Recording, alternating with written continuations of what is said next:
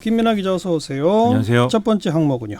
울산시장의 삭발 투혼입니다. 그러게요. 어제 삭발을 했죠.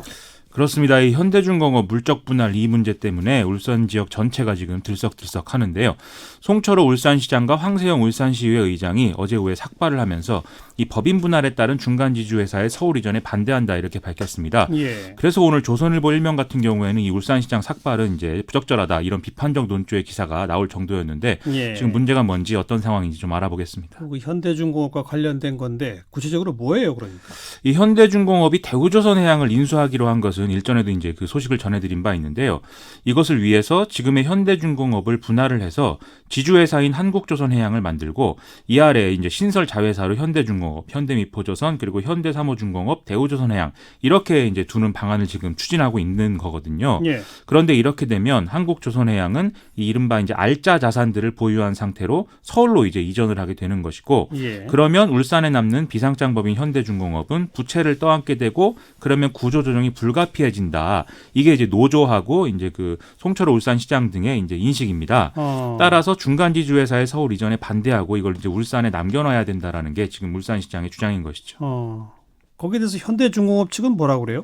일단 이런 물적 분할 방식이라는 게 관련 법령에 따라서 각 법인의 이제 사업 관련성이 있는 부채를 각각 승계하는 방식으로 이루어지는데 지금 현대중공업이 승계하는 부채는 뭐 선수금이라든지 충당 부채 이런 것들이기 때문에 이게 이제 회계 장부상의 문제고 재무 부실화가 실질적으로 이루어지는 것과는 무관하다 이렇게 지금 반박을 하고 있습니다. 예. 그리고 이제 한국조선해양 소속 인원의 경우에는 현재 서울사무소와 중앙기술원 등에 이제 근무 중인 이제 500여 명 수준에 불과한 것이고 울산에 본사를 두는 현대중공업의 총 인원은 1만 4천 명이 되는 것이기 때문에 어떤 지역 경제가 악화된다든지 이런 우려도 사실 걱정할 게 아니라는 게 사측의 해명입니다. 그런데 이제 못 믿겠다 이거로군요. 그렇습니다. 노조나 울산시 차원에서는 그런 상황이죠.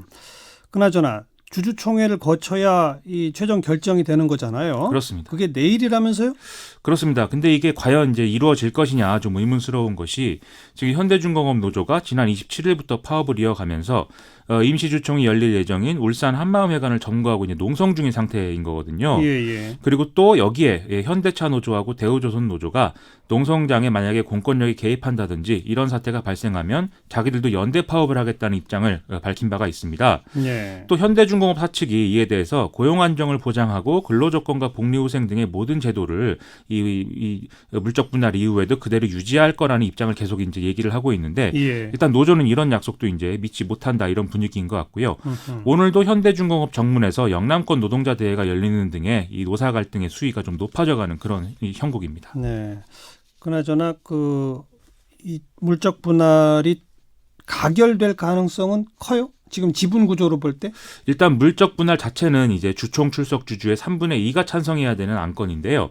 일단 현대중공업 측의 우호 지분이 40% 가까이 된다라는 이제 분석이 있고, 예. 그 다음에 지분의 한 9.35%를 보유하고 있는 국민연금이 어제 물적 분할에 찬성하기로 결정한 그런 상황입니다. 거의 50%네요 이미. 그렇습니다. 여기에다가 이외에 또 찬성 입장인 지분들이 쭉 있고 반대하는 게 명확한 이런 지분의 경우에는 사실은 뭐 한 자릿수에 불과하다는 게 지금 나오는 분석이거든요. 그래요. 그래서 안건이 통과될 가능성이 높다 이렇게들 보는 시각이 다수입니다. 문제는 주총이 열릴 수 있느냐네요. 그렇습니다. 이제 노조가 점거를 안 풀면 어떻게 해야 되느냐 이게 이제 또 관건 중에 하나인데요. 사측은 주총 소집 공고에서 밝힌 대로 내일 오전 10시에 임시주총을 지금 정해진 장소에서 강행할 것이다 이렇게 밝히고 있습니다. 거기에 사측이 제기한 부동산 명도 단행 가처분 신청하고 업무 방해 금지 가처분 신청이 또 법원에서 인용이 됐기 때문에 공권력 투입 근거도 일부 마련이 됐다 이렇게 볼 수가 있겠는데요. 예. 경찰은 노사 충돌 등에 대비해서 기동대 15개 중대 1,400명가량을 지금 농성장 주변에 배치한 상태이기 때문에 뭔가 충돌이 일어난다든지 이런 가능성을 배제할 수가 없는 상태입니다. 다른 장소에 옮겨서 주총이 하면 안 되나요? 이 현대중공업 정관을 보면은 임시주총의 경우에 2주 전에 일시, 장소, 목적을 공지하도록 돼 있기 때문에 원칙적으로는 장소 변경이 당일에는 이제 불가능하다 이렇게 봐야겠는데요. 예. 하지만 주총 진행이 이렇게 불가능한 상태일 경우에 당일에 장소를 변경해서 양건을 의결하더라도 적법하다라는 어떤 대법원 판례가 또 있기도 합니다.